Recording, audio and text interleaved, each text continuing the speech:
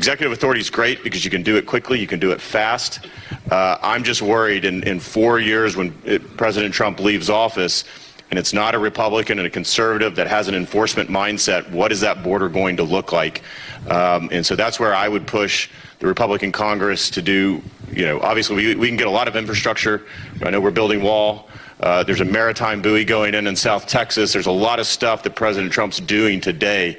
But you got to get it codified into law. And they've really not in Congress done anything to codify any of these actions. I mean, let's just be clear. You came in and it's almost like you have the Trump administration has gone 100 miles a minute on all this stuff. Everything but the kitchen sink to move the country in the right direction. Congress is like almost the opposite. Like they're on a 2-week vacation right now. They haven't voted to codify. They haven't successfully codified a single executive order. We were talking about the border wall. They just passed a continuing resolution, Republicans' votes, that did not provide 1 cent for the border wall. It was just a continuation of Biden's spending from last year. That's all it was. USAID, they go on cable news, oh, this is so bad, and yet they voted to fully fund AID.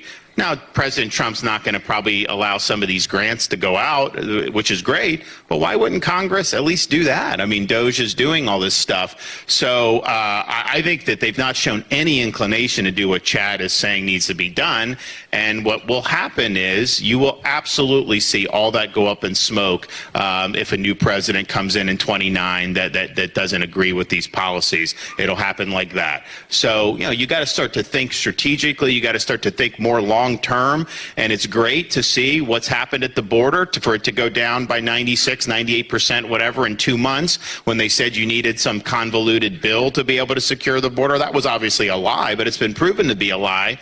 But you can just as easily reopen the border like Biden did. I mean, he reopened the border. He was flying people in. They were literally going to foreign countries and flying people in to the country and dumping them all over the United States. And that happened for 4 years. So we've got to get this into law. And I think Congress really needs to be way, way more aggressive than what they've been so far.